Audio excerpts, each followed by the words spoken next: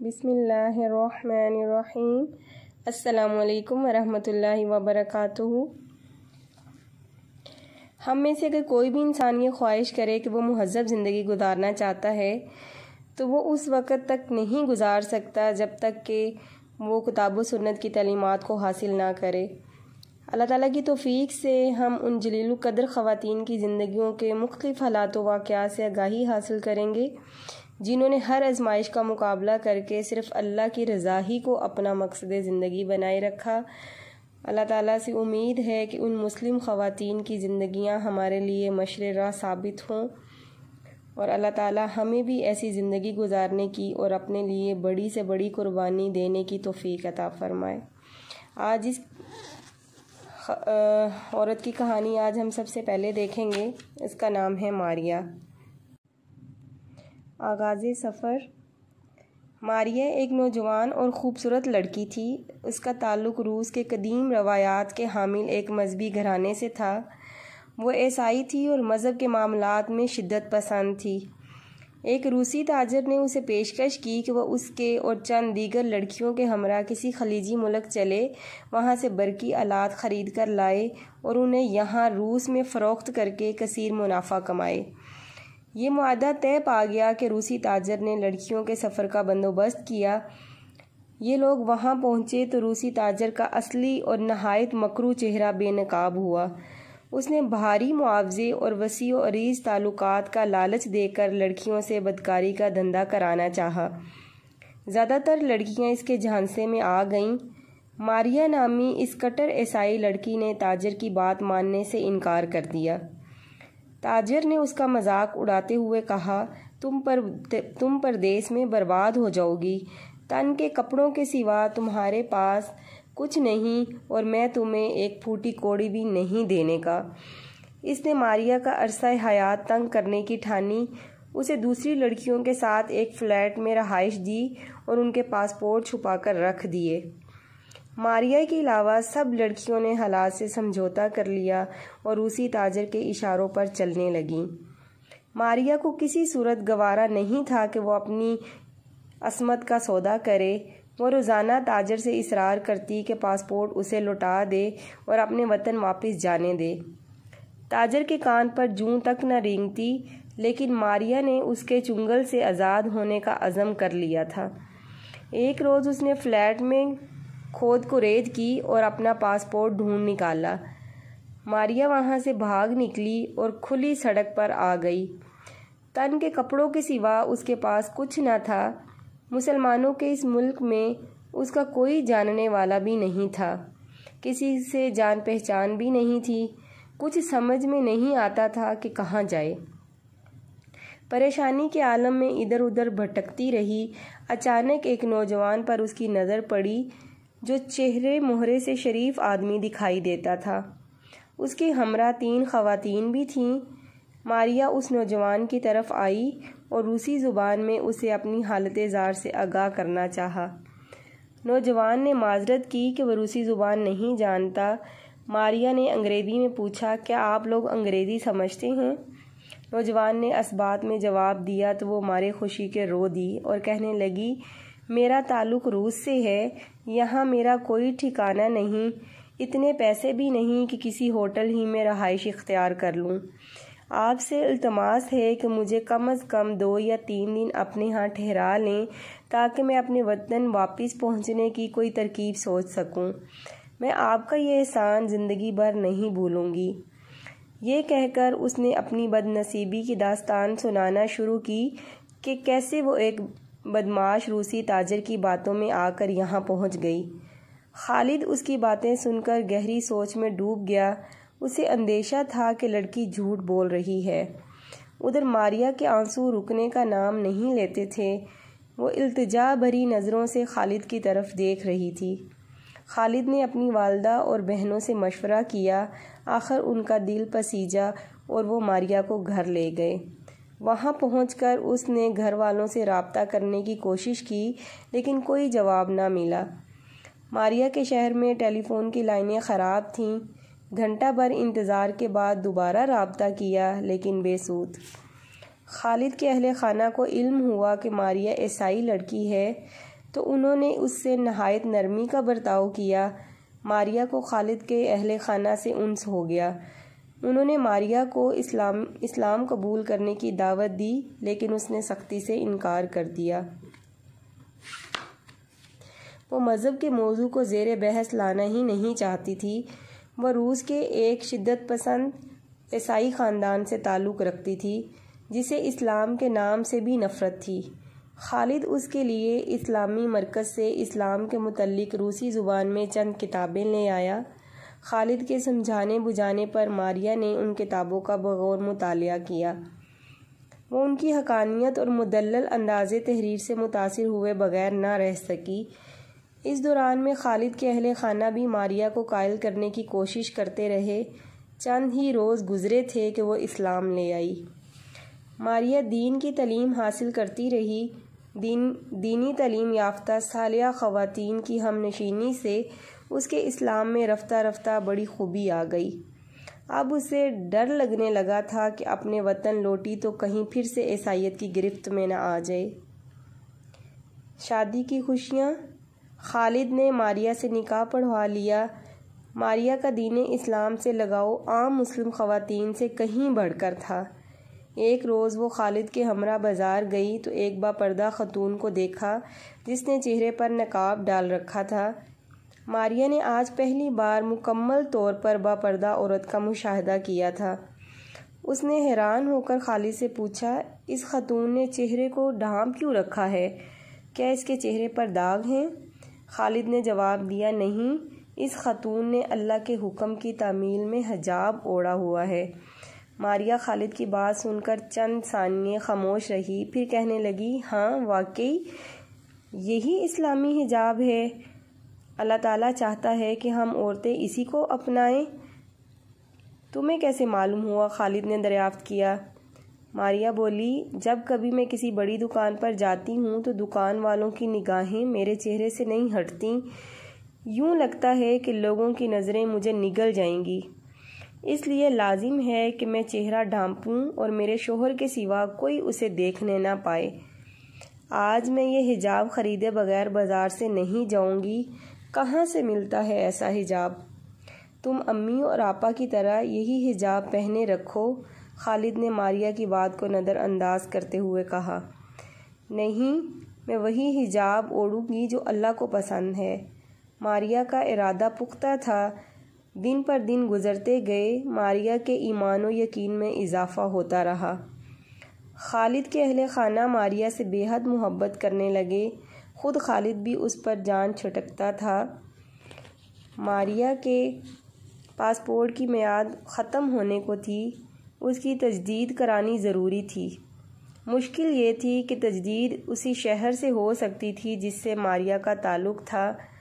روس جائے بنا کوئی چارہ نہیں تھا، ورنہ اس ملک میں ماریہ کا قیام غیر قانونی تصور ہوتا۔ خالد نے طے کیا کہ اس سفر میں وہ ماریہ کے ہمراہ ہوگا۔ ماریہ بھی محرم کے بغیر سفر نہیں کرنا چاہتی تھی۔ دونوں میاں بیوی رشین ایئر لائن کے طیارے میں سوار ہوئے۔ ماریہ پورے حجاب میں ملبوس تھی۔ وہ مکمل اعتماد کے ساتھ شوہر کے پہلو میں بیٹھی تھی۔ خالد نے کہا، تمہارا حجاب ہمارے لیے مسائل کھڑے کر سکتا ہے۔ سبحان اللہ، کیا آپ چاہتے ہیں کہ میں ان کافروں کا کہا مان کر اللہ تعالیٰ کی نافرمانی کروں؟ ماریہ حیران تھی۔ اس نے پرعزم لہجے میں کہا، نہیں، اللہ کی قسم ایسا نہیں ہو سکتا۔ میں حجاب ہرگز نہیں اتاروں گی، ان کے جی میں جو آئے کریں۔ جہاز کے مسافر اس جوڑے کو عجیب و غریب نظروں سے دیکھتے رہے۔ جہاز کی میزبان لڑکیوں نے کھانا سرو کرنا شروع کیا۔ کھانے کے بعد شراب خانہ خراب کا دور چلا۔ مسافر نشے میں بہک کر ماریہ اور اس کے شوہر پر آوازیں کسنے لگے۔ خالد پریشانی کے عالم میں ان کی طرف دیکھ رہا تھا۔ روسی زبان میں بکی جانے والی گالیاں اس کی سمجھ سے بالا تر تھیں۔ ماریہ کمال اطمینان سے مسکرا رہی تھی۔ اس نے خالد کو لوگوں کی کڑوی کسیلی باتوں کا ترجمہ کر کے بتایا۔ خالد طیش میں آ گیا۔ ماریہ کہنے لگی، آپ پریشان اور تنگ دل مت ہوں، یہ سب باتیں ان ایذاؤں کے مقابلے میں کوئی حیثیت نہیں رکھتیں جو صحابہ نے دین کی راہ میں برداشت کی۔ خدا خدا کر کے ہوائی جہاز روس پہنچا۔ خالد کا کہنا ہے کہ میرا خیال تھا کہ ہم ہوائی اڈے سے سیدھے ماریہ کے گھر جائیں گے، پاسپورٹ کی تجدید ہونے تک وہیں ٹھہریں گے، پھر لوٹ آئیں گے۔ لیکن ماریہ کی نظریں کہیں اور تھیں۔ وہ بڑی گہرائی سے حالات کا جائزہ لے رہی تھی۔ اس نے مجھے مخاطب کر کے کہا، میرے گھر والے عیسائی ہیں، کٹر عیسائی۔ ابھی میں ان کے ہاں نہیں جانا چاہتی۔ ہم ہوٹل میں کمرہ کرائے پر لیں گے، تجدید کی کارروائی پوری ہونے تک وہیں ٹھہریں گے اور واپسی پر گھر ہو آئیں گے۔ ماریہ کی رائے مجھے صائب نظر آئی۔ ہم نے ہوٹل میں کمرہ کرائے پر لے لیا اور وہیں شب بسر کی۔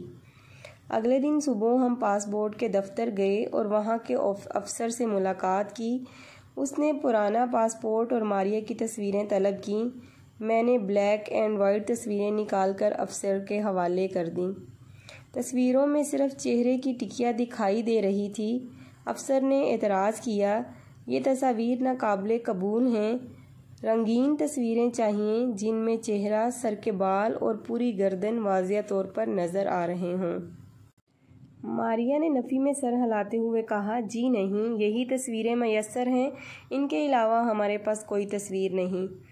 اس نے ہمیں دوسرے افسر کی طرف بھیج دیا۔ یہاں بھی وہی مشکل تھی۔ ہم تیسرے افسر کے پاس گئے۔ سبھی کا مطالبہ تھا کہ تصاویر رنگین اور بے حجاب ہوں۔ میری بیوی کہنے لگی، یہ کبھی نہیں ہو سکتا کہ میں انہیں اپنی بے حجاب تصویریں دے دوں۔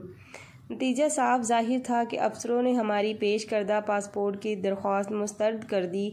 ہم ادارے کی خاتون اعلیٰ کے دفتر گئے۔ میری بیوی نے بے حد کوشش کی کہ خاتون وہ تصاویر قبول کرنے پر رضامند ہو جائے، لیکن وہ انکار ہی کرتی رہی۔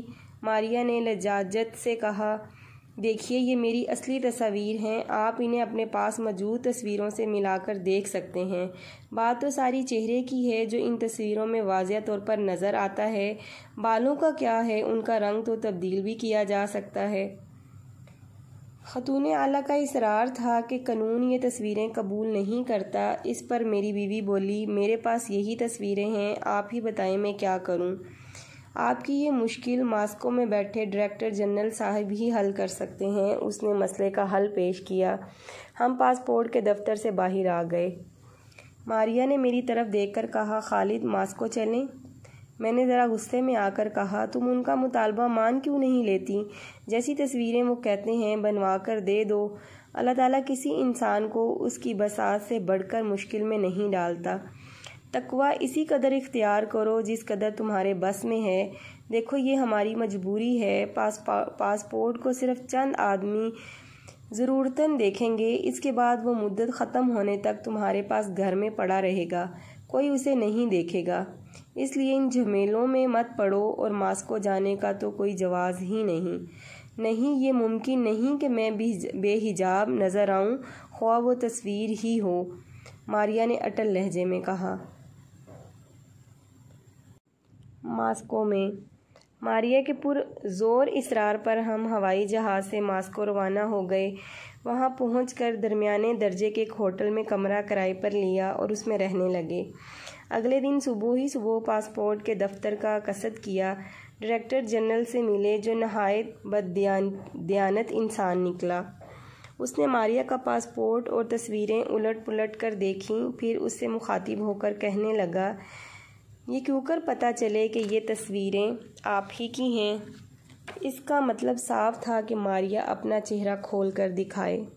ماریہ اس کا ارادہ بھانپ گئی، بولی، ٹھیک ہے، کسی خاتون افسر کو بلائیے، میں اسے اپنا چہرہ کھول کر دکھا دوں گی، لیکن آپ کے سامنے ہرگز نہیں کھولوں گی۔ ماریہ کا تیکھا اور غیر متوقع جواب سن کر ڈائریکٹر جنرل آگ بگولا ہو گیا۔ اس نے پرانا پاسپورٹ، تصویریں اور تمام کاغذات اٹھا کر میز کی دراز میں رکھے اور کہا، آپ کو نیا پاسپورٹ ملے گا، نہ پرانا۔ ہاں، درست انداز سے کھینچی ہوئی تصاویر لے آئیں تو اور بات ہے۔ اس کا انداز حتمی تھا۔ ماریہ بھی اپنی بات منوانے پر تلی ہوئی تھی۔ وہ افسر سے بحث کرنے لگی۔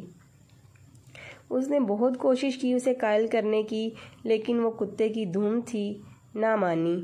آخر ماریا خاموش ہو گئی۔ میں نے اس کا ہاتھ پکڑا اور دفتر سے باہر آ گیا۔ جانے من اللہ اپنے بندوں پر اتنا بوجھ ڈالتا ہے جتنا وہ سہار سکیں۔ ہم مجبور ہیں۔ آخر کب تک در بدر کی ٹھوکریں کھاتے اور دفتروں کے پھیرے لگاتے رہیں گے؟ میں نے دوبارہ ماریا کو سمجھانے کی کوشش کی۔ وہ پر اعتماد لہجے میں گویا ہوئی، جو شخص اللہ کا تقوی اختیار کرتا ہے، اللہ اس کے لیے کوئی نہ کوئی سبیل ضرور نکالتا ہے، اور اس کی حاجت برداری ایسے طریقے سے کرتا ہے کہ بندے کے گمان میں بھی نہیں ہوتا۔ میں طیش میں آ کر اس سے جھگڑ پڑا۔ وہ بھی ترکی بہ ترکی جواب دیتی رہی۔ مجھے اس پر بیک وقت غصہ بھی آ رہا تھا اور رحم بھی۔ ہم تکرار کرتے ہوئے ہوٹل کی طرف چلے جا رہے تھے۔ کمرے میں پہنچ کر بھی بحث جاری رہی۔ شام ہو گئی لیکن ہم کسی نتیجے پر نہ پہنچے۔ مغرب کی نماز پڑھی اور کھانا کھایا۔ اتنے میں عشاء کا وقت آن پہنچا۔ نماز کے بعد میں سونے کے لیے بستر پر دراز ہو گیا۔ ماریا نے مجھے بستر پر دراز دیکھا تو متفکر ہو کر پوچھا، خالد آپ سو رہے ہیں؟ میں بولا، ہاں کیوں؟ تمہیں تھکاوٹ نہیں ہوئی؟ اس نے روحانسی ہو کر کہا، سبحان اللہ، اس مشکل گھڑی میں آپ سو رہے ہیں۔ ایسی نازک صورتحال میں ہمیں اللہ کے در پر دستک دینی چاہیے۔ اٹھیے اور اللہ کے دربار میں حاضر ہو جائیے۔ میں اٹھا، نماز پڑھی، دعا کی اور سو گیا۔ لیکن ماریا نے وہ رات مصلے پر گزار دی۔ نیند کے دوران جب بھی آنکھ کھلی اسے رکوع، سجدے یا قیام کی حالت میں زاروں قطار روتے اور دعائیں کرتے دیکھا۔ پھوٹتی تو اس نے مجھے بیدار کر کے کہا، فجر کی نماز کا وقت ہو گیا ہے، اٹھیے اور نماز پڑھ لیجئے۔ میں اٹھا، وضو کیا اور دونوں نے مل کر نماز پڑھی۔ نماز کے بعد ماریا تھوڑی دیر کے لیے سو گئی۔ طلوع آفتاب کے بعد جاگی اور کہنے لگی، آئیے پاسپورٹ کے دفتر چلیں۔ پاسپورٹ کے دفتر؟ تصویریں کہاں ہیں؟ ان کے بغیر کیا لینے جائیں گے وہاں؟ دوبارہ کوشش کر کے دیکھتے ہیں۔ آپ اللہ کی رحمت سے مایوس مت ہوئیے، ماریا نے مجھے ہمت دلائی۔ ہم دفتر کی طرف چل پڑے۔ عمارت کے اندر قدم رکھا ہی تھا کہ ایک افسر جو میری بیوی کو حجاب کی وجہ سے پہچانتا تھا دوڑتا ہوا آیا اور بولا، آپ ماریا ہیں؟ ماریا نے اس بات میں جواب دیا تو اس نے ایک لفافہ آگے بڑھایا اور کہا، یہ لیجئے آپ کا پاسپورٹ۔ ماریا نے لفافہ کھول کر پاسپورٹ نکالا تو یہ دیکھ کر ہماری حیرت کی انتہا نہ رہی کہ وہ انہی باحجاب تصاویر کے ساتھ بمکمل تھا۔ خوشی سے ماریا کی آنکھیں چمک اٹھیں۔ اس نے میری طرف دیکھ کر کہا، میں نے آپ سے کہا تھا نا، جو شخص اللہ کا تقوی اختیار کرتا ہے اللہ اس کے لیے راستے کھول دیتا ہے۔ ہم وہاں سے نکلنے لگے تو اسی افسر نے کہا، آپ کو ایک بار اسی شہر جانا پڑے گا جہاں سے آئے ہیں، وہاں پاسپورٹ پر چند مہریں لگائی جائیں گی۔ ہم نے ہوائی جہاز پکڑا اور ماریا کے آبائی شہر لوٹ آئے۔ میں نے سوچا کہ اب موقع ہے ماریا روس سے روانگی سے قبل اپنے اہل خانہ سے مل آئے۔ ہم نے ایک بار پھر کمرہ کرائے پر لیا، اس پاسپورٹ پر مہریں لگوائیں۔ آزمائشوں کی ابتدا۔ اب ہم ماریا کے اہل خانہ کی ملاقات کو روانہ ہوئے۔ چند ساعتوں کے بعد ہم ایک قدیم اور اوسط درجے کے گھر کے شخص نے دروازہ کھولا۔ یہ ماریا کا بڑا بھائی تھا۔ اسے دیکھتے ہی ماریا بھائی جان کہہ کر لپٹ گئی۔ اس نے چہرے سے نقاب اتار دیا تھا۔ بھائی پہلے تو خوش ہوا، پھر ماریا کا سیاہ لبادہ دیکھ کر جس نے اس کے پورے جسم کو ڈھانپ رکھا تھا اسے قدرے حیرت ہوئی۔ اندر آنے کو بھی کہو گے یا یوں ہی کھڑے دیکھتے رہو گے؟ ماریا نے خوشگوار موڈ میں کہا، ارے نہیں، تمہیں یوں اچانک دیکھ کر میرے تو ہوش ہی اڑ گئے۔ آؤ آؤ۔ جوزف نے مجھے مہمان خانے میں بٹھا دیا۔ ماریا گھر کے اندر چلی گئی۔ میں نے اس کی آواز سنی، وہ روسی زبان میں گھر والوں سے باتیں کر رہی تھی۔ یہ باتیں میری سمجھ سے بالا تر تھیں، لیکن میں نے محسوس کیا کہ گھر کے اندر سے آنے والی یہ آوازیں آہستہ آہستہ تیز اور بلند ہوتی جا رہی ہیں۔ وہ سب ماریا پر برس رہے تھے۔ درمیان میں کبھی کبھی ماریا کی سہمی اور دبی ہوئی آواز بھی سنائی دے جاتی، جو غالباً اپنی صفائی پیش کر رہی تھی۔ میری چھٹی حس نے خطرے کی گھنٹی بجائی، اس کے باوجود میں یہاں سے ہل نہیں سکتا تھا، حتیٰ کہ صورتحال کھل کر سامنے آ جاتی۔ یکایک میں نے محسوس کیا کہ آوازیں اس کمرے کے قریب آ رہی ہیں جس میں میں موجود ہوں۔ چند لمحے بعد مہمان خانے کا اندرونی دروازہ ایک زوردار جھٹکے کے ساتھ کھلا اور 3 آدمی اندر آئے، جن میں سے ایک ادھیڑ عمر تھا۔ ان کے تیور دیکھ کر میں گھبرا گیا۔ وہ تینوں آتے ہی مجھ پر وحشیوں کی طرح پل بڑھے۔ میں نے اپنا دفاع کرنے کی ناکام کوشش کی۔ ایک تو وہ 3 تھے اور دوسرے تھے بھی مجھ سے طاقتور۔ جلد ہی میری قوتیں جواب دینے لگیں۔ میرے ذہن کے کسی تاریک گوشے میں یہ خوفناک اندیشہ ابھرا کہ شاید آج اسی گھر میں میرا انجام ہو جائے۔ ہاتھا پائی کے اسی ہنگامے میں نے یاد کرنے کی کوشش کی کہ بیرونی دروازہ کس طرف ہے۔ نظر کا دروازے پر پڑنا تھا کہ میں پلک جھپکنے میں اس کی طرف لپکا۔ دروازہ کھولا اور بھاگتا ہوا بڑی سڑک پر آ گیا۔ وہ تینوں میرے تعاقب میں تھے۔ میں لوگوں کی بھیڑ میں گم ہو گیا۔ میرا رخ ہوٹل کی طرف تھا۔ کمرے میں پہنچ کر چہرے سے خون دھویا، آئینے میں اپنے آپ کا جائزہ لیا۔ پے در پے پڑنے والی ضربوں نے ماتھے، گالوں اور ناک کو نیلا کر دیا تھا۔ پھٹے کپڑے تبدیل کیے اور اللہ کا شکر کیا اس نے مجھے ان وحشیوں سے نجات دی۔ دوسرے ہی لمحے ماریا کا خیال آیا کہ جانے وہ کس حال میں ہو۔ اس کی تصویر آنکھوں کے سامنے پھرنے لگی۔ کیا وہ ان ضربوں کی تاب لا سکتی تھی؟ مرد ہوتے ہوئے میرا بس نہیں چلا تھا، وہ تو پھر عورت تھی۔ مجھے خدشہ ہوا کہیں وہ ہتھیار نہ ڈال دے۔ عجیب و غریب وسوسوں نے گھیر لیا۔ کہیں ماریا اسلام ترک کر کے پھر سے عیسائی نہ ہو جائے، کہیں ایسا نہ ہو جائے، کہیں ویسا نہ ہو جائے۔ حیران تھا کہ کیا کروں۔ اس بھرے پورے اجنبی ملک میں کہاں بھاگتا پھروں؟ انسانی جان کی یہاں کوئی قدر و قیمت نہیں۔ $10 کی معمولی رقم دے کر کسی کو بھی قتل کرایا جا سکتا ہے۔ خدایا، ماریا نے تشدد کی تاب نہ لا کر انہیں میرا ٹھکانہ بتا دیا تو کیا ہوگا؟ رات کی تاریکی میں وہ مجھے بآسانی قتل کرا سکتے ہیں۔ رنج اور خوف کے مارے میرے اعصاب جواب دینے لگے۔ میں نے کمرے کا دروازہ بند کر کے چٹکی چڑھا دی۔ گھبراہٹ کی وجہ سے تمام رات نیند نہیں آئی۔ اگلے دن صبح سویرے لباس تبدیل کیا، پھر حالات کا جائزہ لینے ہوٹل سے باہر آ گیا اور دور کھڑا ماریا کے گھر کو دیکھتا رہا۔ دروازہ بند تھا۔ میں انتظار کرنے لگا۔ اچانک دروازہ کھلا اور وہی 3 آدمی جنہوں نے مجھے پیٹا تھا برآمد ہوئے۔ ان کے اتوار بتا رہے تھے کہ اپنے معمول کے کاموں پر جا رہے ہیں۔ وہ چلے گئے تو دروازہ پھر سے بند کر دیا گیا۔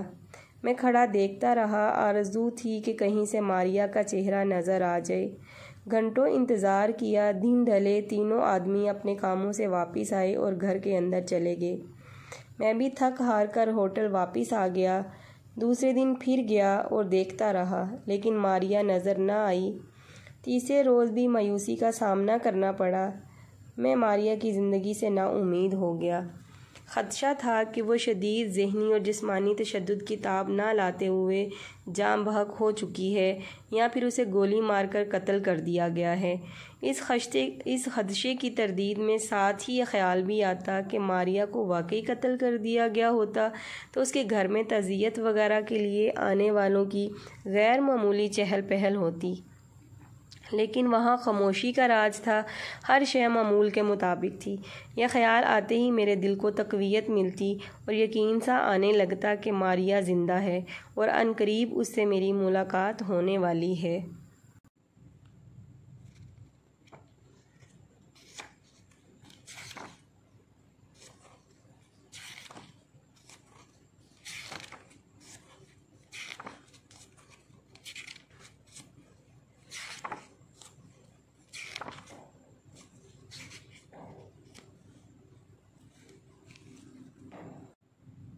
ماریا کو مجھ سے جدا ہوئے 4تھا روز تھا۔ بے چینی کے باعث میں کمرے میں نہیں ٹک سکا اور باہر نکل کر اسی جگہ دور سے ماریا کے گھر کو تکنے لگا۔ گھر کے آدمی کام دھندے پر چلے گئے اور میں حسرت بھری نگاہوں سے بند دروازے کو دیکھتا رہا۔ اب کہ دروازہ کھلا اور اندر سے ایک سحر افریں چہرے نے جھانکا جس پر غم کے آثار نمایاں تھے۔ یہ ماریا تھی۔ تشدد سے کملائے ہوئے اس پھول کو دیکھ کر بے اختیار دل بھر آیا۔ وہ ادھر ادھر دیکھ رہی تھی جیسے کسی کو ڈھونڈ رہی ہو۔ میں دوڑا اس کے پاس گیا۔ اس کا لباس جا بجا پھٹا ہوا اور بدن لہو لہان تھا۔ چہرے، ہاتھوں اور پیروں کے زخموں سے خون رس رہا تھا۔ ہاتھ پشت کی جانب کڑیوں میں جکڑے تھے۔ ماریا کی یہ حالت دیکھ کر مجھ سے ضبط نہ ہوا اور میں پھوٹ پھوٹ کر رو دیا۔ ماریا، ماریا، میری گھٹی ہوئی آواز دور کسی گہرے کنویں سے آ رہی تھی۔ خالد، آپ میری وجہ سے پریشان تو نہیں تھے؟ یہ دیکھیے میں اپنے عہد پر قائم ہوں۔ اس نے آنسو پینے کی کوشش کرتے ہوئے کہا، اللہ کی قسم یہ تکلیفیں ان مصائب کے آگے کچھ بھی نہیں جو انبیاء اور صحابہ نے برداشت کیے تھے۔ خالد، خدا کے لیے میرے اور میرے گھر والوں کے بیچ میں مت پڑیے گا۔ یہاں سے فوراً چلے جائیے اور کمرے میں میرا انتظار کریں۔ میں آپ سے انشاءاللہ جلد ملوں گی۔ بہت دعا کیجیے اور کثرت سے نوافل پڑھیے۔ میں رنج و عالم کی تصویر بنا چلا آیا۔ اگلا سارا دن ماریا کا انتظار کرتے ہوئے شدید بے چینی اور اضطراب کے عالم میں گزرا، لیکن وہ نہ آئی۔ دوسرا دن بھی گزر گیا۔ تیسرے دن کی بساط لپیٹی جا چکی تھی کہ اچانک دروازے پر دستک ہوئی۔ کلیجہ منہ کو آنے لگا۔ رات کے اس پہر دروازے پر کون ہو سکتا ہے؟ مارے خوف کے میرے بدن کے رونگٹے کھڑے ہو گئے۔ ہو نہ ہو ماریا کے گھر والوں کو میرے ٹھکانے کا علم ہو گیا ہے، یا ماریا نے بتا دیا ہے اور وہ مجھے جان سے مار ڈالنے کے لیے آن پہنچے ہیں۔ موت جو محض چند قدم کے فاصلے پر کھڑی تھی، اس کی دہشت مجھ پر طاری ہو گئی۔ میں نے ہقلاتے ہوئے کہا، کون؟ جواب میں ماریا کی نرم اور دھیمی آواز سنائی دی، دروازہ کھولیے، میں ہوں ماریا۔ اطمینان کا طویل ٹھنڈا سانس خارج کرتے ہوئے میں نے بتی روشن کی اور دروازہ کھول دیا۔ ماریا زخمی جسم کے ساتھ میرے سامنے کھڑی کانپ رہی تھی۔ بے قراری سے بولی، جلدی کیجیے، ہمیں ابھی چلنا ہوگا۔ اسی حالت میں نے اس کے زخموں پر نظر ڈال کر فکر مندی سے پوچھا۔ جی ہاں، اسی حالت میں، ماریا نے اسپاٹ لہجے میں کہا۔ خدا کے لیے جلدی کیجیے۔ میں تھوڑا بہت جو سامان تھا سمیٹنے لگا، اتنے میں وہ کپڑے بدل کر حجاب اور عبایا پہن چکی تھی۔ میں نے سامان اٹھایا اور ہم ہوٹل سے نکل آئے۔ ایک ٹیکسی کو رکنے کا اشارہ کیا۔ میں نے روسی زبان میں ڈرائیور کو مخاطب کیا، ایئرپورٹ چلو۔ روسی زبان کی تھوڑی بہت شدھ بدھ مجھے ہو گئی تھی۔ ماریا نے نفی میں سر ہلایا، نہیں، ہم ایئرپورٹ نہیں جائیں گے، ہم فلاں قصبے کی طرف جائیں گے۔ کیوں؟ میں نے حیرت سے پوچھا۔ ہم یہاں سے نکلنا ہی تو چاہتے ہیں۔ ہاں ٹھیک ہے، لیکن جب میرے گھر والوں کو پتہ چلے گا کہ میں ان کی گرفت سے بھاگ نکلی ہوں تو وہ ہماری تلاش میں ایئرپورٹ آئیں گے۔ فی الحال ہمیں فلاں شہر جانا ہوگا۔ ماریا نے وضاحت کرتے ہوئے ایک دور قصبے کا نام لیا۔ وہاں پہنچے تو گاڑی سے اتر کر دوسری گاڑی میں سوار ہوئے اور اگلے شہر چل پڑے۔ وہاں سے تیسرے شہر کی گاڑی پکڑی۔ تیسرے شہر پہنچ کر پھر گاڑی میں بیٹھے اور رشیا کے دوسرے کنارے پر واقع ایک بڑے شہر میں جا اترے۔ سیدھے اس شہر کے بڑے سے بین الاقوامی ایئرپورٹ پر پہنچے، اپنے ملک کی سیٹیں بک کرائیں اور قریب ہی واقع ایک ہوٹل میں آ ٹھہرے۔ کمرے میں بیٹھے کچھ لمحے اطمینان کا سانس لیا۔ ماریا نے عبایا اتارا تو میں نے اس کے جسم کو بغور دیکھا۔ یا خدایا! ماریا کا سارا بدن زخموں سے چور تھا۔ جلد جا بجا پھٹی ہوئی تھی اور خون بہہ رہا تھا۔ ہاتھ پاؤں نیلے تھے۔ کیا ہوا تھا؟ میں نے پوچھا۔ ماریا کی داستانِ عالم سنتے ہیں؟ داستانِ علم؟ میری آواز گہرے غم میں ڈوبی ہوئی تھی۔ ماریا نے کہنا شروع کیا۔ میں گھر کے اندر گئی اور اہل خانہ کے درمیان بیٹھی تو انہوں نے پہلا سوال میرے لباس کے بارے میں کیا، یہ کیا ہے؟ میں نے کہا، یہ اسلام کا لباس ہے۔ کہنے لگے یہ آدمی کون ہے تمہارے ساتھ؟ میں نے جواب دیا یہ میرا شوہر ہے، میں نے اسلام قبول کرنے کے بعد اس مسلمان سے شادی کی ہے۔ انہوں نے کہا ایسا ممکن نہیں۔ میں نے انہیں روسی تاجر کے متعلق بتایا جس نے مجھے جسم فروشی کی دلدل میں گھسیٹنا چاہا تھا، اور یہ بھی بتایا کہ میں نے کیوں کر اس بدبخت تاجر سے نجات پائی اور خالد کے گھر عافیت میں آ گئی۔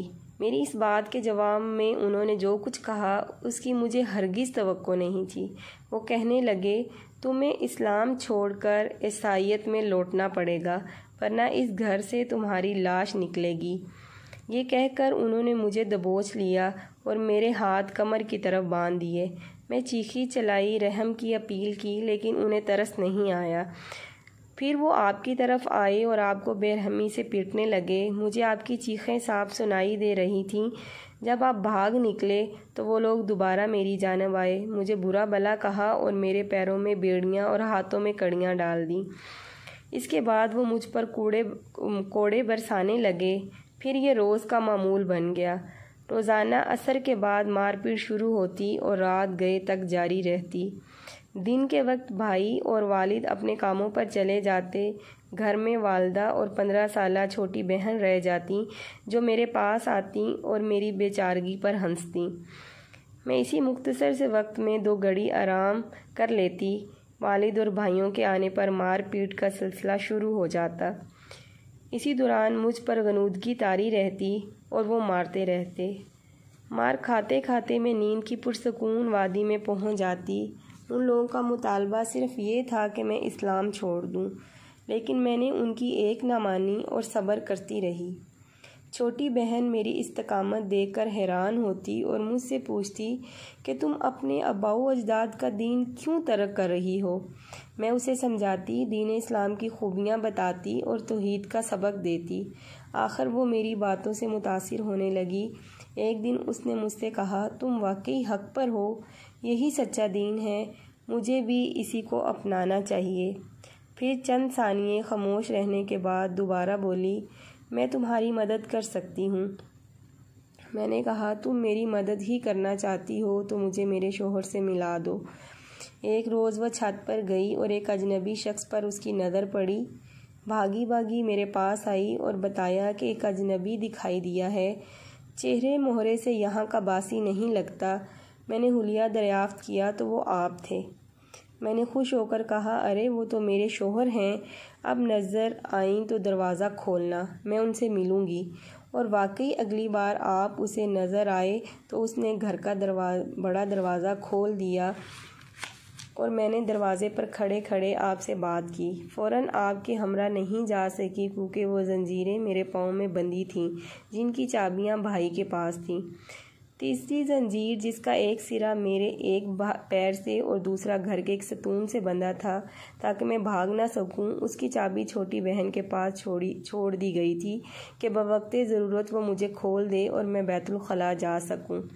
آپ کے جانے کے بعد میں نے چھوٹی بہن کو اسلام کی دعوت دی تو وہ نہ صرف مسلمان ہو گئی بلکہ اس نے میری قربانی سے بلند تر قربانی دینے کا فیصلہ کیا۔ اس نے کہا میں تمہیں اس عذاب سے نجات دلا کے رہوں گی، مگر بیڑیوں کی چابیاں بھائی کے پاس تھیں اور وہ ہر وقت انہیں اپنی جیب میں رکھتا تھا۔ اس روز چھوٹی بہن نے شراب میں کوئی نشہ آور شے ملا کر اس کا اثر دو چند کر دیا۔ والد اور بھائیوں نے دل کھول کر پی، یہاں تک کہ سب ایک دوسرے پر ڈھیر ہو گئے۔ چھوٹی بہن نے بھائی کی جیب سے چابیاں لیں اور زنجیریں کھول کر مجھے آزاد کر دیا۔ پھر میں رات کی تاریکی میں آپ کے پاس آ گئی۔ اور تمہاری چھوٹی بہن، اس کا کیا ہوگا؟ ماریہ کی سرگزشت اختتام کو پہنچی تو خالد نے پوچھا آپ اس کی فکر مت کیجیے، میں نے اسے کہہ دیا تھا کہ فی الحال اسلام کا اعلان نہ کرنا، ہم تمہارے متعلق ضرور کچھ نہ کچھ سوچیں گے۔ یہ رات خالد اور ماریہ نے اطمینان سے سو کر گزاری اور اگلی صبح وہ وطن لوٹ آئے۔ خالد نے آتے ہی اہلیہ کو ہاسپٹل میں داخل کروایا جہاں اس کا علاج کیا گیا اور وہ چند ہی دنوں میں صحت یاب ہو گئی۔ یہ تھی ماریہ کی کہانی۔ پیاری بہنوں، ماریہ کی درد انگیز داستان میں نے تمہیں اس لیے نہیں سنائی کہ تمہارے جذبات کو انگیخت کروں اور نہ اس لیے کہ تم یہ کہانی پڑھ کر آنسو بہاؤ۔